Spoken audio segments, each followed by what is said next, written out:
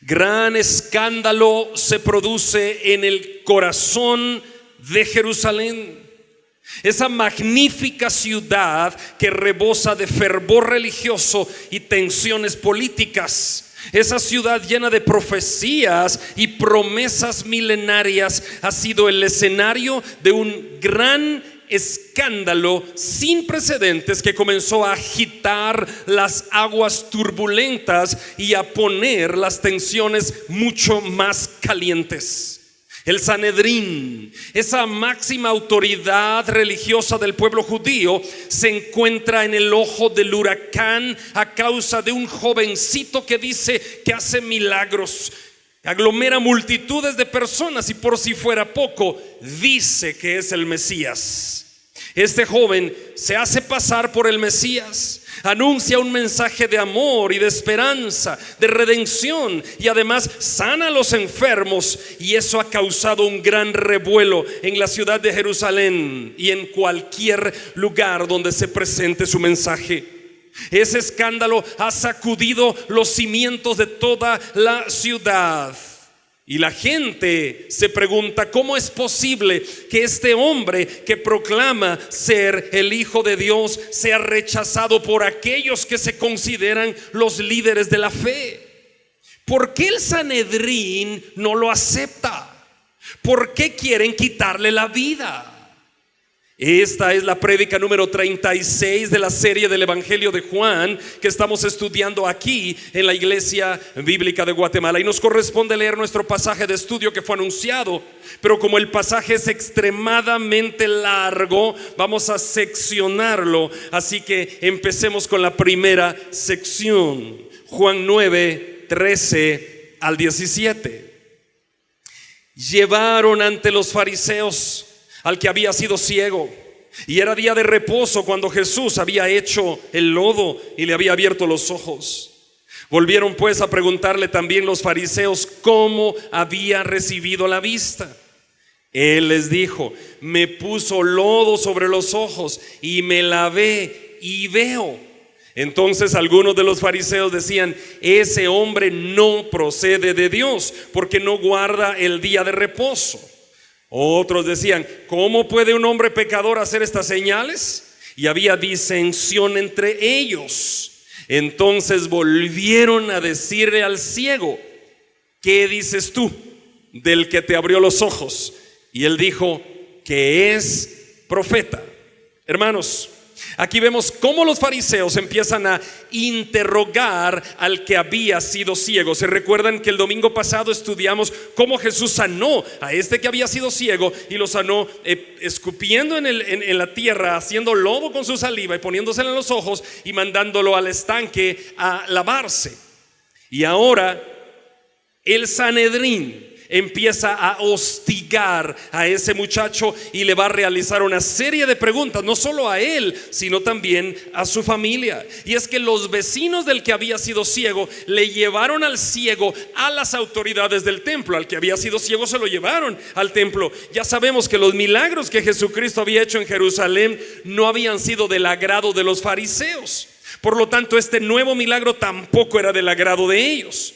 Cuando los vecinos del que había sido ciego vieron que ahora miraba, lo agarraron y lo llevaron al templo, porque había una ley en Israel que decía que solo las autoridades del templo podían patentar los milagros, o sea, dar fe y legalidad de un milagro. Entonces llegó al Sanedrín. ¿Qué es el Sanedrín? El Sanedrín era el principal órgano judicial y legislativo del pueblo judío durante la época de Jesucristo. El Sanedrín estaba compuesto por 71 miembros. Era grande, 71 miembros, y era presidido por el sumo sacerdote. Se encargaba de tomar decisiones sobre cuestiones religiosas, legales y políticas en Israel. Ellos, el Sanedrín, como líderes religiosos, tenían que confirmar cada milagro que la gente decía que había sucedido en el país. Así que le habían llevado al ciego para que estos 71 integrantes del Sanedrín pudieran dar fe y legalidad de que en efecto el milagro era real. Lo que pasa, hermanos, es que ellos ya tenían un problema de interpretación de su ley, de la ley de Moisés, ¿no? Porque Juan 9:14 dice que era día de reposo cuando Jesús había hecho lodo y había dado la vista al que había sido ciego. Entonces, los judíos consideraban que amasar tierra, fíjense, escupir y amasar tierra con el dedo, ellos consideraban que eso era trabajar. Entonces dijeron, está trabajando en el día de reposo. Así que interpretaban las leyes de tal manera erróneamente que nadie podía vivir de acuerdo a la ley. Entonces, como el texto dice que era día de reposo, ellos querían inculpar a Jesús porque había trabajado solo por hacerle así a su dedo para hacer lodo, y dijeron, ese es un trabajo, no se puede hacer en día de reposo. La mayoría sabemos, hermanos, que para el Señor Jesús la palabra de Dios era la única norma que gobernaba su vida. Jesús, si bien es cierto, cumplió toda la ley, no la cumplió en el contexto de cómo los religiosos del Sanedrín la interpretaban. Jesús la cumplió de acuerdo a cómo la ley llanamente había sido dada a Moisés. Pero ellos tenían otra interpretación, los líderes judíos. Esos miembros del Sanedrín estaban viendo un milagro, hermanos. Estaban viendo que este chico había sido ciego. Estaban viendo que ahora miraba, pero no querían creer porque eran testarudos en su ceguera espiritual. Los miembros del Sanedrín no aceptaban que aquel que había sido ciego físicamente ahora pudiera ver. No aceptaban el milagro, pero no lo aceptaban no por él, sino por el que lo había hecho, por Jesús, porque a Jesús lo odiaban, porque Jesús estaba empezando a ser muy popular y lo odiaban. Así que ellos no lo aceptaban. Los líderes judíos le preguntaron al hombre cómo había recibido la vista, y el que había sido ciego explicó de nuevo y le dijo, el que me sanó me puso lodo en los ojos y me dijo, ve y lávate. Me lavé y veo. Ya está, ahí está la explicación. Le preguntaron cómo había recibido la vista y él explicó. El grupo de los miembros del Sanedrín estaba dividido. Unos decían, de esos 71, unos decían, no, es que este no puede ser profeta. Este está poseído por las fuerzas del mal. Y otros decían, ¿cómo va a ser que alguien que no sea profeta pueda hacer este tipo de milagros? Es que darle la vista a un ciego de nacimiento, wow, no, realmente sí es profeta. Entonces el Sanedrín estaba dividido. Dice el versículo último que leímos, había disensión entre ellos. Así que sigamos la lectura. Vamos al pasaje Juan 9, 18 al 23. Pero los judíos no creían que él había sido ciego y que había recibido la vista, hasta que llamaron a los padres del que había recibido la vista y les preguntaron diciendo, ¿es este vuestro hijo, el que vosotros decís que nació ciego? ¿Cómo pues ve ahora? Los padres respondieron y les dijeron, sabemos que este es nuestro hijo y que nació ciego, pero cómo vea ahora no lo sabemos. ¿Y quién le haya abierto los ojos? Nosotros tampoco lo sabemos. Edad tiene, preguntadle a él, él hablará por sí mismo. Ahora vean la clave del versículo 22. ¿Por qué respondieron eso? Esto dijeron sus padres porque tenían miedo de los judíos, por cuanto los judíos ya habían acordado que si alguno confesase que Jesús era el Mesías, fuera expulsado de la sinagoga. Por eso dijeron sus padres, edad tiene, preguntarle a él. Muy bien, ahí se aclara todo. Hermanos, imagínense esos 71 sacerdotes vestidos impecablemente. El sumo sacerdote enfrente y el grupo de vecinos entra con el que había sido ciego y hacen el alboroto aquí y le preguntan a él en el pasaje anterior que leímos, y él dice, bueno, pues ya les dije cómo recuperé la vista. Y luego lo hacen a un lado y llaman a los papás, que entre los papás. Y entre los papás delante de esos 71 del Sanedrín, y me imagino que se sintieron achicopalados, ¿no? Atemorizados. Y al ver a todos esos líderes judíos, los papás de aquel entran y se les ponen los ojos desorbitados al ver que podían haber sido expulsados de ahí si decían que Jesús le había sanado, porque era como declarar que Jesús era el Cristo, el Mesías. Entonces ellos dijeron: no sabemos cómo recibió la vista, pero él ya está suficientemente grande, pregúntenle a él. Pero dijeron, dice el texto, versículo 22, por miedo. Hermanos, hoy en día hay muchas personas que lamentablemente son iguales a esos judíos. Están viendo las evidencias de las obras de Dios en su vida. Hay personas que ven las evidencias de cómo Dios ha actuado en sus familias, en sus trabajos, de cómo los ha sacado de los vicios, de cómo los ha llevado a tener una nueva vida. Y cuando alguien les pregunta ¿qué pasó?, se callan. Tienen miedo de decir: es que Jesucristo vive en mí y yo pertenezco a Él y Él ha hecho un cambio. Tienen miedo. Mucha gente tiene miedo de hablar de Cristo. Hermano, ¿tienes miedo tú de hablar de Cristo? Por favor, habla de Cristo cuando puedas. Amén. Habla de Cristo. No, que no te dé miedo. ¿Sabes por qué a algunos les da miedo? Porque su vida no coincide. Entonces les da miedo. Es que yo soy uno en el trabajo, aquí me porto, me echo unos tragos aquí, voy a jugar por allá, hablo tonterías aquí, bromeo por acá, insulto a alguien por acá, y aquí trato de ser santo en la iglesia. Aleluya. Entonces no coincide mi vida laboral, estudiantil y profesional con mi vida de iglesia. Aquí soy santo, allá no importa. Como no coincide, por eso les da miedo hablar de Cristo. Porque si hablan de Cristo con aquellos que bromean, que fuman, que toman, que no les van a creer. Hermano, tú tienes que hablar de Cristo, pero para hablar de Cristo primero tienes que vivir para Cristo. Amén. Que en tu vida haya un cambio, hermano.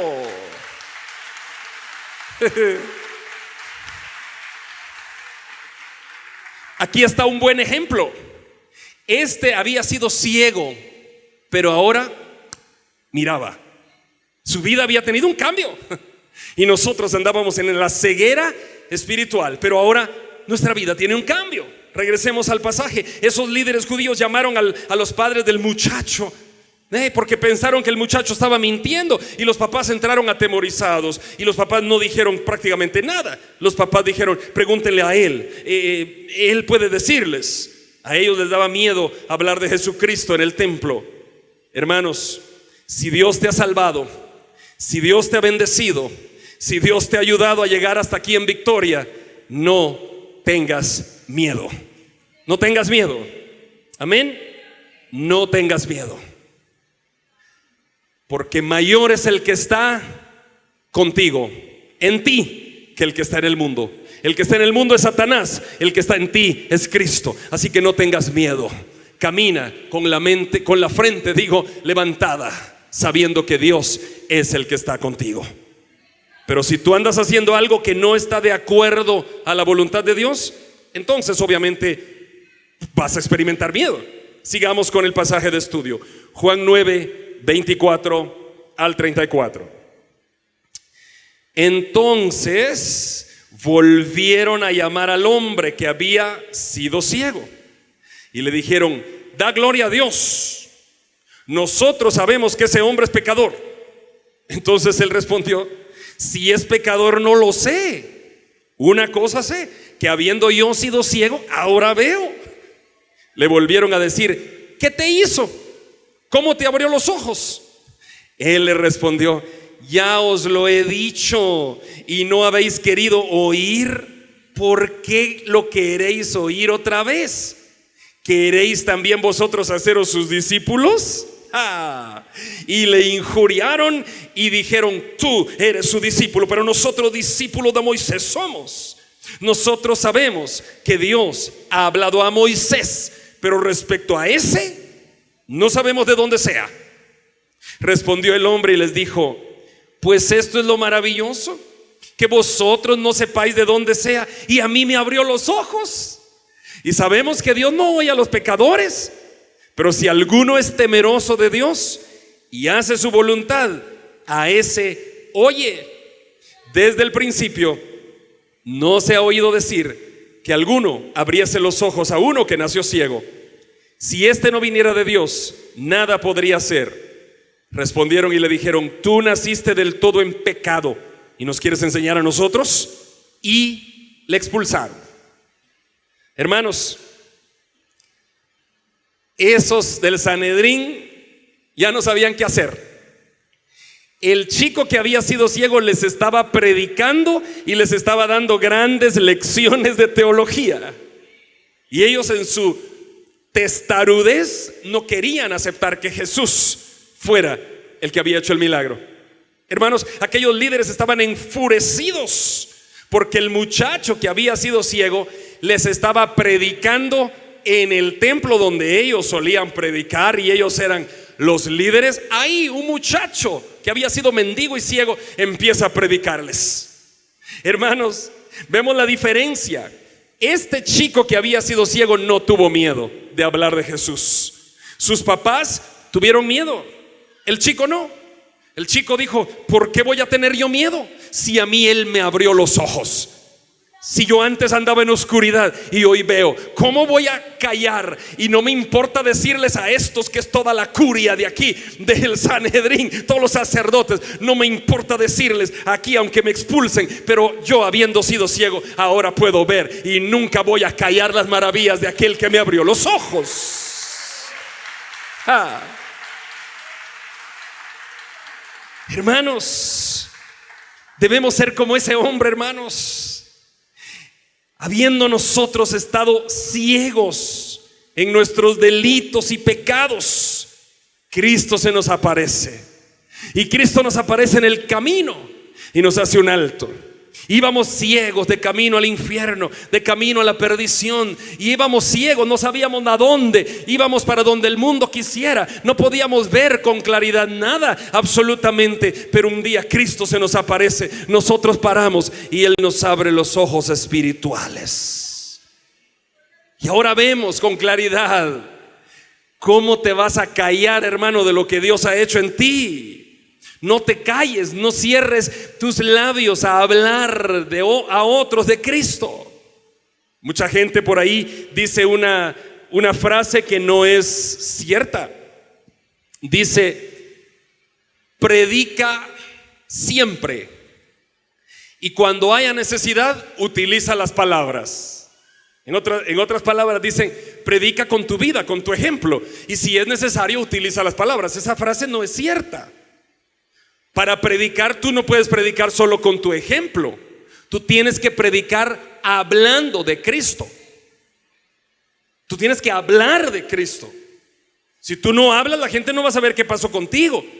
Esas dos columnas que están aquí, estas dos columnas que están aquí, nunca han hecho mal a nadie, pero nunca han hablado. Ahí han estado, están sosteniendo el púlpito del templo, la plataforma. Hay gente que es así. Es buena, viene a la iglesia, pero no habla. No, hermano, tienes que hablar de Cristo. Hablar, testificar con tus palabras. ¿Cómo van a aceptar si no hay quien les predique? Solo con el ejemplo la gente no acepta. Tienes que predicar, tienes que abrir tus labios y decir: mira lo que Cristo hizo en mí. Y alguien dice: yo no puedo predicar. Para predicar, en primera instancia tienes que contar tu testimonio, punto. Si no puedes predicar, cuenta. Yo no sé quién sea Él, dijo este chico. Lo único que sé es que yo antes era ciego y ahora miro, y así que Él me sanó. Él es Jesús. Me extraña que no lo conozcan. Punto, ya predicó. Aleluya. Hermano, así que yo te dejo un reto. ¿Cuál es la visión de la Iglesia Bíblica de Guatemala? La visión, con B, es que cada uno gane a uno para Cristo cada año. No, cada uno tenemos que ganar a uno para Cristo cada año. Yo te pregunto: ¿a cuántos has traído a la iglesia en este año? ¿Has traído por lo menos a uno? Trae a uno para Cristo. Y tú dices: es que se van a reír de mí. Es que no importa, tráelo. Aquí el Señor Jesucristo le hablará. El Espíritu Santo lo convencerá de pecado, y tú habrás ganado un alma para Cristo. Y la Biblia dice: el que gana almas es sabio. Amén. ¿Quieres tú ser sabio? Gana almas para el reino de Dios. Que no te dé vergüenza, hermanos. Los líderes religiosos no podían creer que ese Jesús al que ellos trataban mal fuera el que hacía milagros. Así que le dijeron: nosotros sabemos que ese es pecador. Y el hombre dijo: si es pecador no lo sé. Una cosa sé, que habiendo yo sido ciego, ahora puedo ver. O sea, yo no sé si es pecador o no. Hermanos, el muchacho no conocía a Jesús a profundidad. Él no lo conocía. Él una vez se había encontrado con él en la vida, cuando Jesús paró y lo sanó. Pero el muchacho no conocía a Jesús a profundidad. Pero aún sin conocerlo profundamente, él dijo: Él a mí me sanó. Él me abrió los ojos. Hermano, no necesitas ser tú un teólogo con conocimientos profundos para hablarle a otros de Cristo. No necesitas eso. Lo que necesitas es haber recibido a Jesús en tu corazón y decirle a la gente: mira, yo antes iba camino de la perdición, pero ahora voy camino al cielo. ¿Quieres tú también venir y aceptar a Jesús en tu corazón? Eso es todo. Hermano, el día que te atrevas a hablar de Cristo, va a haber un revuelo, como el revuelo que había en Jerusalén aquel día. Pero ¿qué pasó? Cristo venció. Amén. Los líderes del Sanedrín no vencieron, Cristo venció. Sigamos. Juan 9, 35 al 41. Oyó Jesús que le habían expulsado, y hallándole le dijo: ¿crees tú en el Hijo de Dios? Respondió él y dijo: Señor, ¿quién es para que crea en él? Le dijo Jesús: pues le has visto, y el que habla contigo, él es. Y él dijo: creo, Señor, y le adoró. Dijo pues Jesús: para juicio he venido yo a este mundo, para que los que no ven, vean, y los que ven sean cegados. Entonces algunos de los fariseos que estaban con él, al oír esto, dijeron: ¿acaso nosotros somos también ciegos? Jesús les respondió: si fuerais ciegos, no tendríais pecado. Mas ahora, porque decís vemos, vuestro pecado permanece. Hermanos, Jesús oyó que habían expulsado del templo a aquel muchacho. El muchacho se enfrentó al Sanedrín y lo expulsan, y Jesús escucha por ahí en las calles: oh, ¿sabes, Jesús? ¿Qué pasó? Expulsaron al que le sanaste la vista. ¿Oh, de verdad? Sí. Entonces lo buscó Jesús. Se fue con sus discípulos a buscarle por las callejuelas de la ciudad de Jerusalén, y lo encuentra. Y cuando encuentra al que había sido ciego, le hace esta conversación. Encontrándole, dice el versículo 35, le dijo: ¿crees tú en el Hijo de Dios? Y el muchacho tan humilde, versículo 36, le dice: ¿quién es, Señor, para que crea en él? Y mira, uno de los pocos versículos de la Biblia donde Jesús claramente dice que Él es Dios y Él es el Hijo de Dios, es el 37. Dice: le dijo Jesús: pues le has visto, y el que habla contigo, Él es. Amén. Jesús se declara como el Hijo de Dios a sí mismo. Él se declara a sí mismo. Y el muchacho, ¿qué hizo? En ese momento cayó de rodillas y le adoró. Hermano, qué bendición. Aleluya. Gloria a Dios. Hermano, dime una cosa: ¿cuánto haces que no doblas tus rodillas para adorar a Jesús? ¿Cuánto? ¿Cuánto hace que no doblas tus rodillas ante el Señor? Te aseguro, doblamos las rodillas ante el jefe cuando nos va a bajar el salario. Ay, no, jefe, por favor, y mire, por favor. Doblamos las rodillas ante aquel cliente que quiere irse con otro proveedor. Ay, por favor, no se vaya. Mire, le ofrezco esto también. Doblamos las rodillas ante el jefe de la agencia bancaria pidiéndole el préstamo que queremos. Doblamos las rodillas ante aquella tía en Estados Unidos o el tío para que nos mande unos dólares para salir adelante. Doblamos las rodillas ante el juez o ante el abogado cuando hemos cometido una falta. Pero no doblamos las rodillas ante el Rey de Reyes y Señor de Señores. Cada problema que atravesamos nos hace doblar las rodillas y doblegarnos.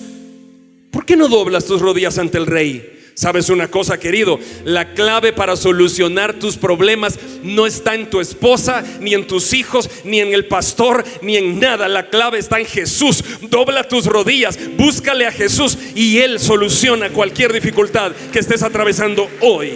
Esa es la clave. Pero dobla tus rodillas y búscalo con insistencia, como si te estuvieras muriendo. Alguien que se está muriendo grita. Y alguien que se está muriendo no está así. Shh, shh. Auxilio, por favor, auxilio.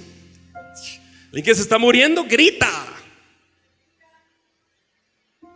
Si tú hoy estás atravesando un problema y el problema que atraviesas te ha puesto ciego, que no puedes ver claramente y estás como atormentado, clama al Señor. ¿Acaso no dice Jeremías 33:3? Clama a mí, clama, clama. Hermano, en Dios está la solución. Aquel hombre se tiró a los pies de Jesús cuando vio que frente a él estaba el Hijo de Dios, que frente a él estaba el que lo había sanado. Hermano, yo no sé qué carga tenía ese chico de pasar toda la vida sin poder ver, y cuando ve que frente a él está el que le abre los ojos, él se tira para adorarlo. Hermano, es necesario que juntos adoremos el nombre del Señor siempre. Adora al Señor, hermano. La adoración no es una canción. La gente piensa que adorar al Señor es cantar una canción despacito, calladito, cerrar los ojos y levantar las manos. Y si la canción está rápida, entonces es alabanza. Y si está tranquila, es adoración. No, eso es lo más alejado de la realidad, hermano. Adorar al Señor no tiene nada que ver con cantar. Tú puedes cantar, sí, para demostrar la adoración a Dios, pero el cantar no es sinónimo de adorar. Adorar al Señor es vivir para Dios, es entregarse, dice Romanos, en espíritu, alma y cuerpo delante del altar del Señor. Esa es la única adoración que Dios puede recibir. Entregarte por completo en el altar.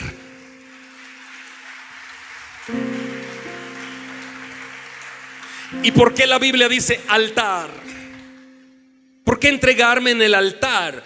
Porque el altar en el Antiguo Testamento era sinónimo de muerte. Al altar se traían los animales para ser sacrificados, para que la sangre de esos animales expiara los pecados del dueño de ese animal. El altar es sinónimo de muerte. Cuando yo llamo al altar y tú pasas al altar o yo paso al altar, es sinónimo de morir a nuestros deseos, de morir a nuestro pensamiento, de morir a lo que nos atormenta y decir: Señor, aquí me entrego en tu altar. Yo muero a eso, yo no puedo, pero si tú puedes, ayúdame, porque tú sí puedes solucionar mis problemas. Amén. A ese muchacho lo expulsaron y lo sacaron fuera de aquí. ¿Y qué pasó? Allá afuera lo encuentra Jesús. Y lo encuentra Jesús y le dice: ¿crees en el Hijo de Dios? Sí. Y le adoró.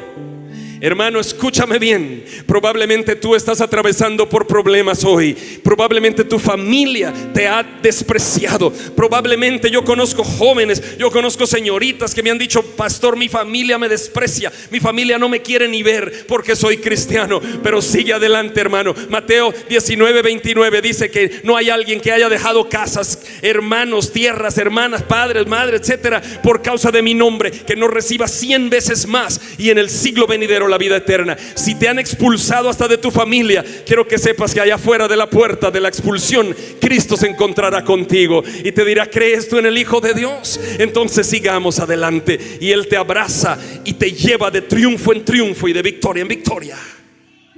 Amén. No te sientas solo. Aunque el mundo te abandone, Cristo está contigo.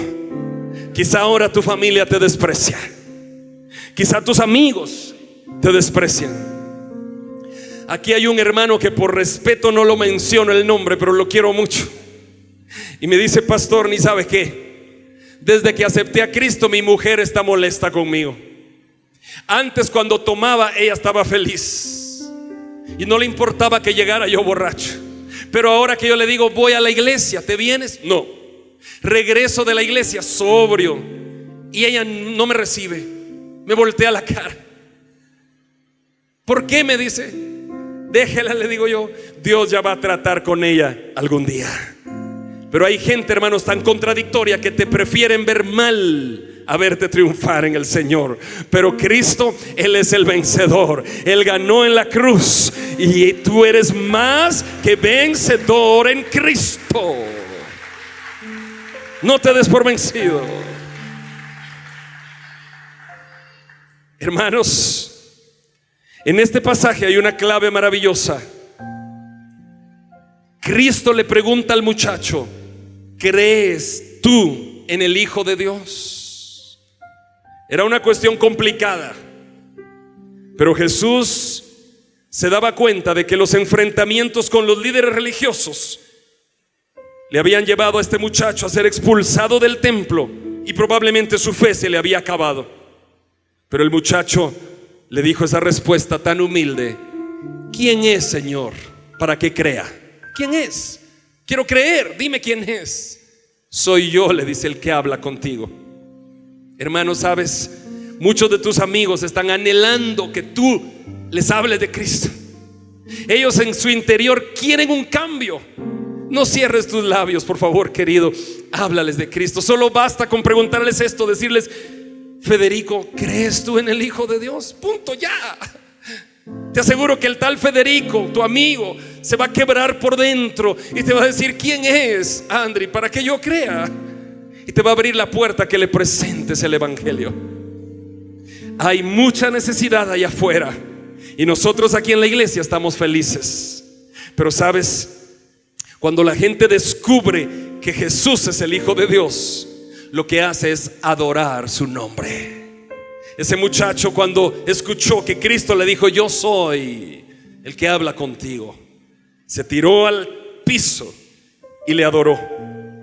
Hermanos, permítanme hacerles esta pregunta, y amigos que nos visitan: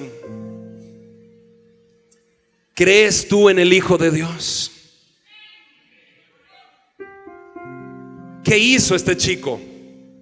Le adoró. Ese muchacho no estaba dispuesto a alinearse con los religiosos. Ese muchacho estaba dispuesto a dar su vida por Cristo. No importa si ellos dicen que es pecador, no importa lo que digan, que es un charlatán. A mí me sanó, punto. Hermano, hoy es el día de salvación. Probablemente has venido a la iglesia muchas veces y quizás has mantenido tus ojos cerrados a causa de que no has entregado tu vida a Cristo. O quizá es la primera vez que visitas una congregación. Quiero decirte: Dios está aquí. Dios no es una religión. Dios no es un templo. Dios no es una cruz. Dios no es un crucifijo. Dios es el Rey de Reyes, el Señor de Señores, el Creador del cielo y de la tierra, del universo y de todo lo que hay.